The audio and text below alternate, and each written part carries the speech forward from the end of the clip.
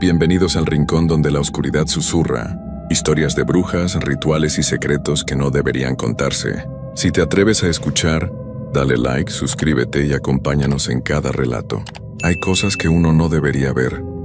Momentos en los que uno está en el lugar equivocado a la hora equivocada y presencia algo que estaba destinado a permanecer oculto. Y cuando eso pasa, cuando tus ojos ven lo que no deberían haber visto, tu vida cambia para siempre, porque hay fuerzas en este mundo que no toleran ser observadas, que castigan a los testigos accidentales de sus rituales oscuros. Y una vez que te marcan, una vez que saben quién eres, nunca realmente te dejan ir. Mi nombre es Genaro, tengo 43 años y soy de un pueblo pequeño en Tamaulipas. Durante años trabajé en el Panteón Municipal como sepulturero. Era un trabajo duro pero honesto, que me daba para mantener a mi esposa y pagar la renta de nuestra casita. Nunca le tuve miedo a los lugares donde descansan los que ya se fueron, hasta el día en que vi algo que no debí ver. Y desde entonces, el miedo se convirtió en mi compañero constante. Llevo trabajando en el panteón desde hace casi 20 años. Comencé cuando era joven, ayudando a mi tío que era el sepulturero antes que yo. Cuando él se jubiló, me quedé con el puesto. El trabajo consiste básicamente en cavar las fosas para los nuevos entierros, mantener limpio el panteón, podar el pasto, reparar las tumbas que se van deteriorando con el tiempo. Es un trabajo solitario. Paso la mayoría del día solo entre las tumbas, con mi pala y mi pico, trabajando bajo el sol. Nunca me molestó la soledad. Nunca me asustaron los panteones. Para mí son solo lugares donde la gente descansa. Nada más. No creo en fantasmas ni en aparecidos, o al menos no creía. Antes de esa tarde, vivo con mi esposa Rosa en una casa pequeña cerca del centro del pueblo. No tenemos hijos, solo somos nosotros dos. Rosa trabaja limpiando casas y yo en el panteón. Entre los dos juntamos lo suficiente para vivir modestamente pero bien. Todo comenzó un martes por la tarde. Me habían avisado que iba a haber un entierro al día siguiente, así que tenía que preparar la fosa. Normalmente trato de terminar este trabajo temprano, pero ese día había tenido otros pendientes en el panteón. Una barda que reparar, unas tumbas que limpiar. Cuando finalmente pude empezar a cavar la fosa, ya eran casi las 5 de la tarde. El lugar donde tenía que cavar estaba en la parte vieja del panteón, hacia el fondo, cerca de donde empezaba el monte. Era una zona que no me gustaba mucho. Estaba más descuidada que el resto, con árboles grandes que daban demasiada sombra y maleza que crecía entre las tumbas viejas. Comencé a cavar. El trabajo era pesado.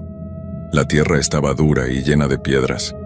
Tuve que usar el pico para aflojarla antes de poder sacarla con la pala. El sol comenzó a bajar. Para cuando llevaba la fosa a medio cavar, ya estaba oscureciendo. Debería haberme ido. Debería haber dejado el trabajo para el día siguiente, pero ya había avanzado bastante y no quería tener que empezar de nuevo en la mañana, así que seguí cavando mientras la luz se iba apagando poco a poco. Estaba concentrado en mi trabajo, metido dentro de la fosa que ya tenía como 1,5 metros de profundidad, cuando escuché algo. Era un sonido que venía del monte, de la parte donde la vegetación era más espesa. Al principio pensé que era un animal, pero luego me di cuenta de que era una voz de mujer cantando o murmurando algo en voz baja. Dejé de cavar y me quedé quieto, escuchando. La voz continuaba. No podía distinguir las palabras, pero había algo en el tono, en el ritmo, que me puso nervioso. No era una canción normal. Sonaba como un cántico, como un rezo, pero en un idioma que no conocía. La curiosidad pudo más que el sentido común. Salí de la fosa y caminé despacio hacia donde venía el sonido. El panteón ya estaba casi completamente oscuro. Solo quedaba un poco de luz rojiza del atardecer. Caminé entre las tumbas viejas, acercándome al borde del monte.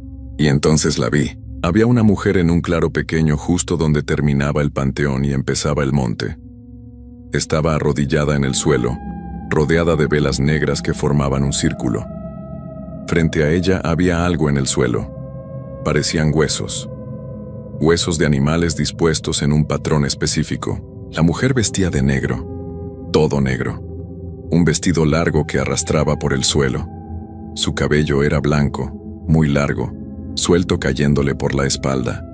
Tenía las manos levantadas hacia el cielo y movía los labios murmurando ese cántico extraño que yo había escuchado. Me quedé paralizado detrás de una tumba grande observando. No podía moverme, no podía apartar los ojos. Había algo hipnótico en la escena. Las velas negras parpadeando, la mujer con sus brazos levantados, los huesos en el suelo.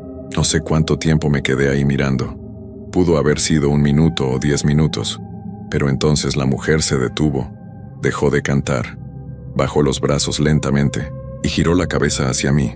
No sé cómo supo que estaba ahí. Yo no había hecho ningún ruido. Estaba completamente quieto detrás de la tumba. Pero ella supo.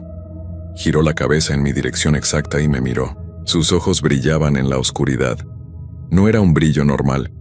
Era como si tuvieran luz propia, una luz amarillenta y enferma.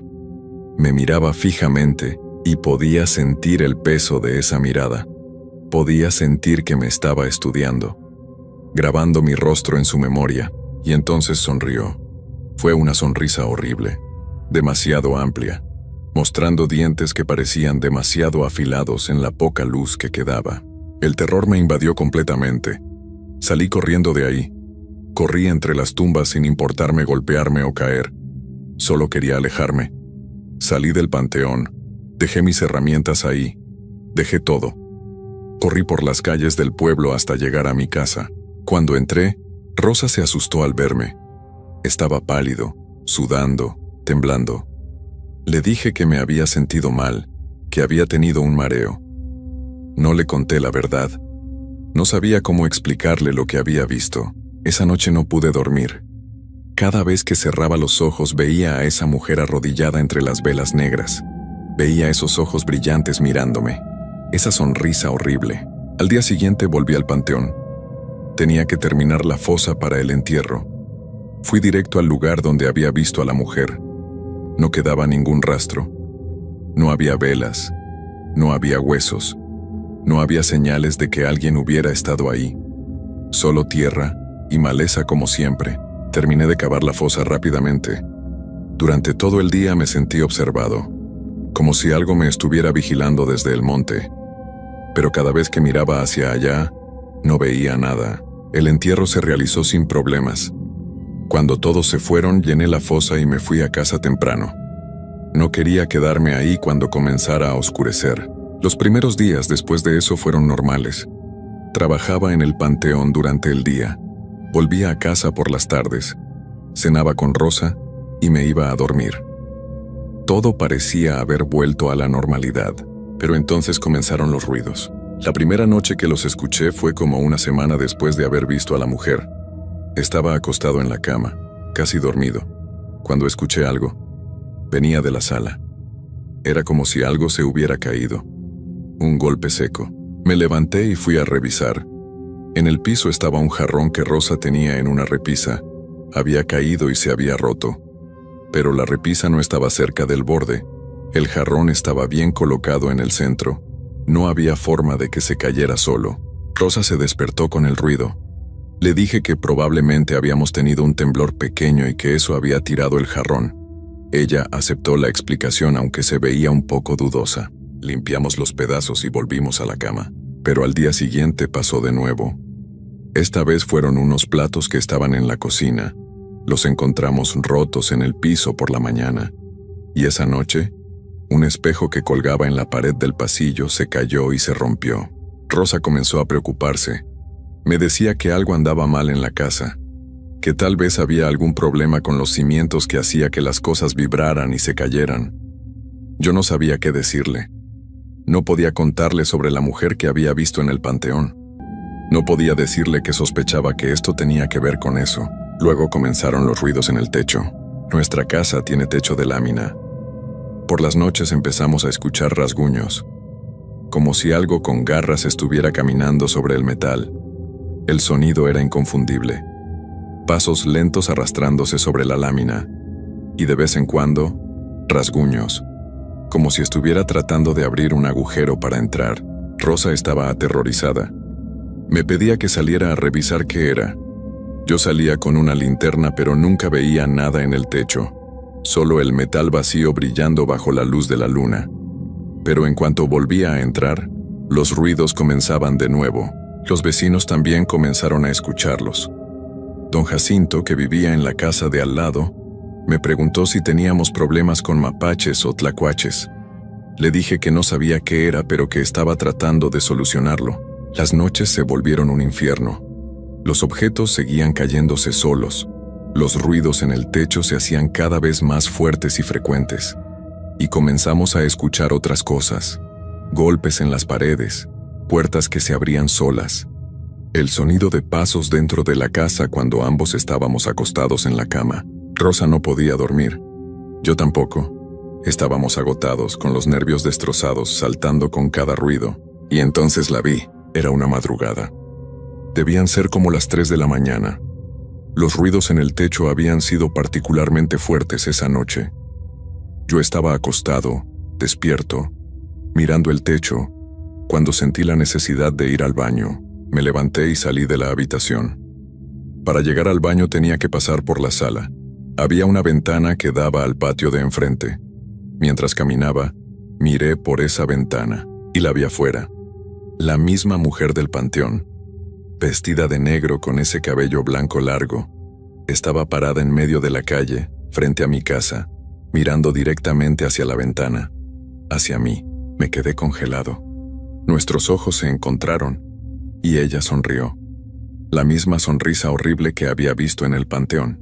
Luego comenzó a caminar, no hacia mi casa, alrededor de mi casa. Caminaba lentamente, sin quitar sus ojos de las ventanas, rodeando toda la construcción como si la estuviera inspeccionando. Corrí a la habitación y desperté a Rosa. Hay alguien afuera, una mujer caminando alrededor de la casa. Rosa se levantó asustada. Fuimos juntos a la ventana de la sala. La mujer seguía ahí. Ahora estaba del otro lado de la calle, pero todavía nos miraba. ¿Quién es? Me preguntó Rosa. No lo sé. Voy a salir a preguntarle qué quiere. No, Genaro, no salgas. Hay algo muy raro en eso. Tenía razón, pero no podía quedarme sin hacer nada. Tomé una linterna y salí al patio. Cuando abrí la puerta, la mujer ya no estaba. La calle estaba completamente vacía, como si nunca hubiera estado ahí, pero sabía que sí había estado. Rosa también la había visto. No había sido mi imaginación. Volví a entrar y cerré la puerta con llave. Rosa estaba llorando. ¿Qué está pasando, Genaro? ¿Por qué nos está pasando esto? Ya no podía seguir mintiéndole. Le conté todo. Sobre la mujer que había visto en el panteón haciendo lo que parecía ser un ritual. Sobre cómo me había descubierto observándola. Sobre cómo sospechaba que todo lo que estaba pasando en nuestra casa tenía que ver con eso. Rosa me escuchó en silencio con los ojos muy abiertos. «Es una bruja», dijo finalmente. «¿Le dijiste a alguien lo que viste?» «No, a nadie. Hay que irnos de aquí. No podemos quedarnos en esta casa. Esa mujer te marcó. Te vio y ahora sabe dónde vives. No va a dejarnos en paz». Sabía que Rosa tenía razón. Pero ¿a dónde íbamos a ir? No teníamos mucho dinero. No podíamos simplemente mudarnos a otra ciudad. Pasamos el resto de la noche despiertos, abrazados, esperando que amaneciera. Los ruidos continuaron. Pasos en el techo. Golpes en las paredes. Objetos cayéndose. Y de vez en cuando, si mirábamos por la ventana, veíamos la silueta de la mujer de negro parada en la calle, observando. Al día siguiente hablé con mi primo Arturo. Él tenía una casa pequeña del otro lado del pueblo que usaba para rentar. Le expliqué que necesitábamos mudarnos urgentemente, que teníamos problemas en nuestra casa actual. No le di detalles.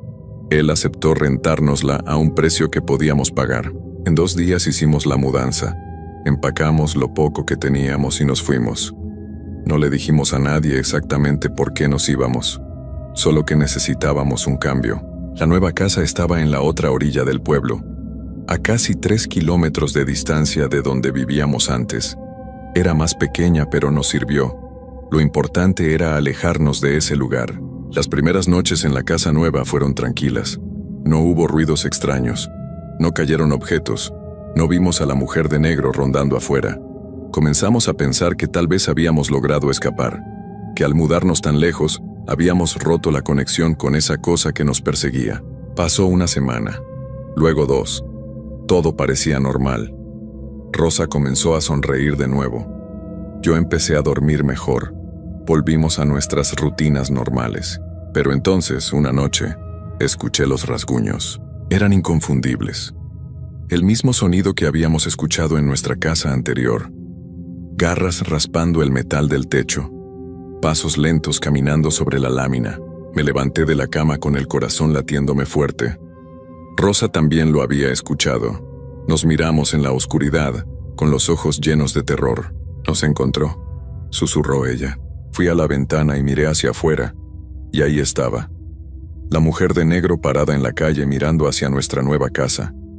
Había caminado 3 kilómetros a través del pueblo para encontrarnos, y supe entonces que nunca íbamos a poder escapar.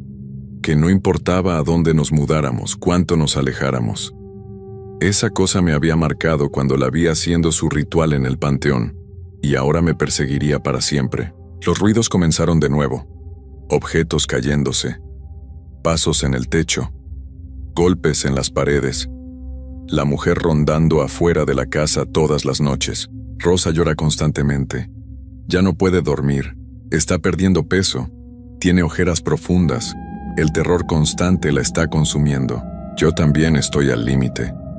Voy a trabajar al panteón durante el día, pero ya no puedo concentrarme. Siempre estoy mirando hacia el monte, esperando verla ahí, esperando que salga de entre los árboles. Hemos pensado en irnos del pueblo completamente, mudarnos a otra ciudad, pero en el fondo sabemos que no serviría de nada. Si nos encontró cuando nos mudamos al otro lado del pueblo, nos va a encontrar sin importar a dónde vayamos. Hemos ido con el sacerdote. Le pedimos que bendijera nuestra casa. Vino y roció agua bendita, rezó oraciones, pero no funcionó.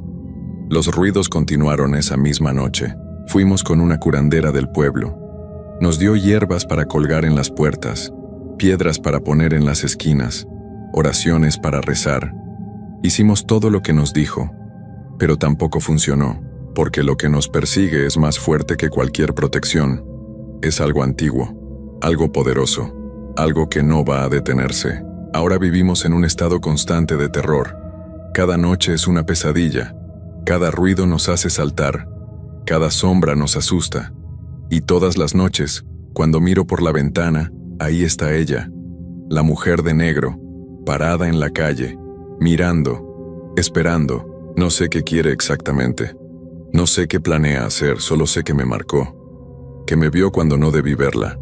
Y ahora pago el precio de esa transgresión. Rosa me ha sugerido que tal vez debería volver al panteón, buscar a la mujer, pedirle perdón, rogarle que nos deje en paz. Pero tengo miedo de lo que podría pasar si hago eso. Tengo miedo de acercarme a ella, de enfrentarla directamente. Así que seguimos así, viviendo en este infierno, esperando, soportando el terror noche tras noche. No sé cuánto más podemos aguantar. Rosa está al borde del colapso. Yo no estoy mucho mejor. El agotamiento, el miedo constante, está acabando con nosotros. Y ella sigue ahí, todas las noches, parada en la calle, mirando nuestra casa con esos ojos brillantes, sonriendo con esa sonrisa horrible, esperando, siempre esperando. No sé qué espera. No sé qué va a pasar cuando finalmente decida hacer lo que sea que planea hacer. Solo sé que ese día va a llegar. Y cuando llegue no vamos a poder hacer nada para detenerla, porque uno no puede escapar de las brujas. Una vez que te marcan eres suyo para siempre. Y yo cometí el error de verla, de presenciar algo que debió permanecer oculto, y ahora pago el precio, todos los días, todas las noches, sin esperanza de que termine, sin esperanza de escapar. Solo terror, terror constante que nunca descansa, terror que sé que me va a acompañar hasta el final de mis días. Y ese final, temo, puede estar más cerca de lo que pienso, porque ella sigue ahí, esperando, siempre esperando. Historia 2. Hay advertencias que las madres dan a sus hijos que vienen de experiencias reales, de conocimiento transmitido a través de generaciones. Advertencias que a los niños les parecen exageradas, cuentos para asustarlos y mantenerlos cerca de casa. Pero esas advertencias existen por una razón, porque en algún momento alguien no las escuchó. Y lo que les pasó se convirtió en la lección que todas las madres después repitieron a sus hijos. Esta es mi historia. Mi nombre es Aldo y soy de un pueblo de Guerrero. Lo que voy a contar pasó cuando tenía 12 años. Mi hermano Jacinto tenía 10. Y lo que vivimos ese día nos marcó para siempre. Cambió nuestra familia. Y me enseñó que las advertencias de mi madre no eran solo cuentos. Eran protección contra cosas reales que acechan en lugares que parecen seguros. Mi hermano Jacinto y yo crecimos en un pueblo pequeño rodeado de monte. Nuestra familia vivía de lo que podíamos cultivar y de lo poco que mi padre ganaba trabajando en el campo. Era una vida simple, pero éramos felices. Una de nuestras tareas era traer agua del pozo. No teníamos agua corriente en la casa, así que cada día, Jacinto y yo teníamos que caminar hasta el pozo que estaba cerca del río. Llevábamos cubetas y las llenábamos. Era un trabajo pesado para niños de nuestra edad, pero todos en el pueblo hacían lo mismo. El pozo estaba a unos 15 minutos caminando desde nuestra casa. Para llegar teníamos que pasar por un camino de tierra que bordeaba el monte. El río corría paralelo al camino, a unos 20 metros de distancia. Era un lugar bonito, tranquilo, rodeado de árboles y el sonido constante del agua corriendo. Mi madre siempre nos advertía sobre el camino al pozo. Vayan juntos, nos decía. Nunca vayan solos. Y si ven a alguien que no conocen, especialmente si les hablan con dulzura, si les ofrecen cosas, aléjense inmediatamente. No importa qué tan amables parezcan, vengan directo a casa. Yo le preguntaba por qué. Ella me miraba con expresión seria. Porque hay brujas, y las brujas buscan niños, los atraen con palabras dulces, con promesas, y cuando los tienen cerca, los toman. Ya no regresan. Jacinto y yo nos reíamos de esas historias. Pensábamos que mamá solo quería asustarnos para que nos cuidáramos. Nunca pensamos que pudiera ser verdad. Todo cambió un martes de agosto. Era un día caluroso. Jacinto y yo fuimos al pozo como siempre. Llevábamos nuestras cubetas y caminábamos por el camino familiar, hablando de tonterías como hacen los niños. Cuando llegamos al pozo comenzamos a sacar agua. El pozo era profundo y teníamos que usar una polea para bajar y subir la cubeta. Mientras trabajábamos escuché una voz. Niños, vengan. Levanté la vista. Del otro lado del río, a unos 30 metros de distancia, había una anciana. Estaba parada en la orilla opuesta, cerca de los árboles. Vestía ropas oscuras y llevaba un morral colgado del hombro. Nos miraba fijamente y sonreía. Niños, vengan, repitió haciéndonos señas con la mano. Tengo dulces, vengan a ver. Jacinto comenzó a caminar hacia el río. Aldo, tiene dulces, dijo emocionado. Lo agarré del brazo. No. Mamá dijo que no habláramos con extraños. Pero parece buena, dijo Jacinto. Solo quiere darnos dulces. La anciana seguía haciéndonos señas. Vengan, niños, no tengan miedo, solo quiero darles algo. Son tan lindos. Algo en su voz me ponía incómodo. Era demasiado dulce, demasiado amable. Y sus ojos, aunque estaba lejos, podía ver que había algo extraño en la forma en que nos miraba. Recordé las advertencias de mamá. Si les ofrecen cosas, aléjense. Nos vamos, le dije a Jacinto jalándolo. Ahora. Pero los dulces, protestó. No importa, nos vamos. Tomé las cubetas que ya habíamos llenado. Jacinto tomó las suyas, aunque seguía mirando hacia la anciana. Comenzamos a caminar de regreso a casa rápidamente. Detrás de nosotros escuché la voz de la anciana. No se vayan, niños, esperen. Tengo más cosas para ustedes. Pero no volteé. Solo seguí caminando, jalando a Jacinto conmigo. Cuando llegamos a casa le conté todo a mamá. Su rostro se puso pálido. Hiciste bien, dijo, abrazándome. Muy bien. Esa no era una persona normal, era una bruja. ¿Cómo lo sabe?, pregunté. Porque las brujas siempre ofrecen cosas a los niños. Dulces, juguetes, lo que sea que creen que te atraerá, pero si te acercas te toman, y ya no regresas. Mamá nos hizo prometer que si volvíamos a ver a esa mujer, correríamos directamente a casa. Que no nos acercaríamos, que no le hablaríamos. Jacinto y yo lo prometimos. Los días siguientes fuimos al pozo como siempre, pero no volvimos a ver a la anciana. Comenzamos a relajarnos, a pensar que tal vez se había ido, que tal vez había sido solo una vieja rara que realmente solo quería ser amable. Pero estábamos equivocados. Una semana después, Jacinto y yo fuimos al pozo temprano en la mañana. Era un día nublado, más fresco que los días anteriores. Llegamos al pozo y comenzamos a sacar agua. Estábamos concentrados en el trabajo cuando escuché algo detrás de nosotros. Un sonido como arrastrar pies sobre la tierra. Me di vuelta, y ahí estaba, la anciana, pero no del otro lado del río como antes.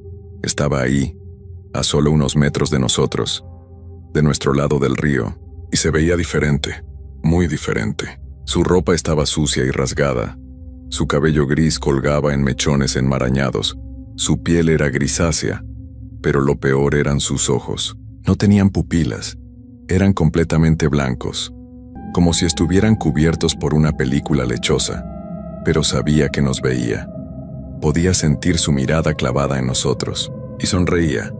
Una sonrisa que mostraba dientes negros y rotos. Jacinto, susurré, no te muevas, no la mires. Pero Jacinto ya la había visto, y cuando la vio se quedó completamente congelado, paralizado por el terror. La anciana comenzó a caminar hacia nosotros, lentamente, arrastrando los pies. Sus brazos colgaban a los lados de forma extraña, como si no tuviera huesos. Niños, dijo con esa voz demasiado dulce. Al fin nos encontramos. He estado esperándolos. Jacinto, muévete, grité, tenemos que correr. Pero Jacinto no se movía. Estaba completamente inmóvil mirando a la anciana con ojos muy abiertos llenos de terror. La anciana llegó hasta Jacinto. Extendió su mano, una mano con dedos demasiado largos y uñas negras. Tocó el hombro de Jacinto. Ven conmigo, susurró. Tengo tantas cosas para mostrarte. Y entonces lo agarró.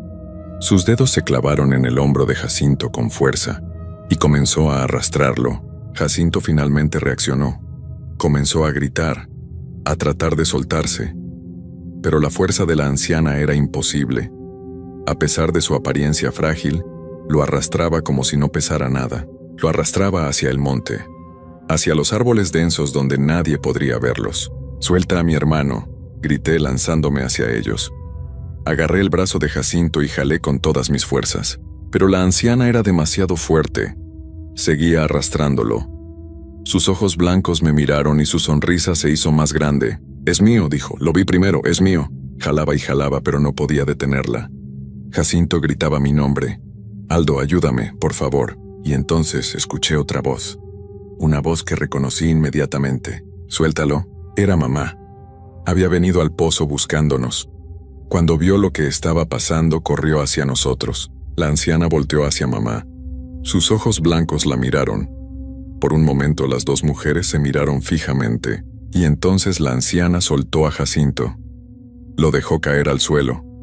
Mamá llegó corriendo y nos abrazó a ambos, poniéndose entre nosotros y la anciana. Váyanse de aquí, gritó mamá. Estos niños están bajo mi protección, no los puedes tocar. La anciana inclinó su cabeza, estudiando a mamá, y entonces habló con una voz que ya no era dulce. Era fría, llena de odio. Esta vez no, pero estaré esperando, siempre estaré esperando. Y entonces, delante de nuestros ojos, comenzó a cambiar. Su cuerpo se encogió, se torció, y en segundos, donde había estado la anciana, ahora había un perro grande y negro, con los mismos ojos blancos. El perro nos miró una última vez, y luego corrió hacia el monte desapareciendo entre los árboles. Mamá nos abrazó con fuerza. ¿Están bien?, preguntó. ¿Les hizo daño? Jacinto lloraba pero parecía estar físicamente bien. Yo temblaba pero también estaba ileso. Vamos a casa, dijo mamá. Ahora, corrimos de regreso a casa dejando las cubetas de agua atrás. Cuando llegamos, mamá cerró todas las puertas y ventanas con llave. Puso sal en todos los umbrales. Colgó protecciones que había guardado. Esa noche no dormimos. Mamá se quedó despierta vigilando. Jacinto y yo nos quedamos juntos, demasiado asustados para cerrar los ojos. Los días siguientes, mamá nunca nos dejó ir solos al pozo. Siempre venía con nosotros. Y eventualmente dejamos de usar ese pozo por completo. Comenzamos a sacar agua de otro lugar más lejos, pero más seguro. Nunca volvimos a ver a la anciana, pero a veces, especialmente en las noches, escuchábamos cosas afuera de nuestra casa. Rasguños en las paredes, el sonido de algo caminando alrededor, un perro grande ladrando en la distancia. Jacinto nunca volvió a ser el mismo. Las pesadillas lo persiguieron durante años. Veía a la anciana en sus sueños, sentía sus manos agarrándolo, escuchaba su voz llamándolo, y yo cargo con la culpa de no haber podido protegerlo mejor, de haber dejado que esa cosa lo tocara. Ahora tengo 32 años, Jacinto tiene 30. Ambos tenemos nuestras propias familias ahora, y les enseñamos a nuestros hijos las mismas advertencias que mamá nos enseñó. No hablen con extraños, no acepten cosas de gente que no conocen. Si alguien les ofrece algo demasiado bueno, aléjense, porque sabemos que las advertencias son reales, que hay cosas ahí afuera que buscan niños, que los atraen con palabras dulces y que se los llevan. Y aunque salvamos a Jacinto esa vez, aunque mamá llegó justo a tiempo, sé que esa cosa sigue ahí, en algún lugar del monte, esperando a otros niños que no escuchen las advertencias, que se acerquen cuando les ofrezcan dulces, que no corran cuando deberían, y no puedo hacer nada para detenerla. Solo puedo advertir a mis propios hijos y rezar para que me escuchen, como yo debía haber escuchado mejor desde el principio, porque las madres saben, siempre han sabido, y sus advertencias no son cuentos, son protección contra cosas que nunca deberían existir, pero que existen y que esperan para siempre.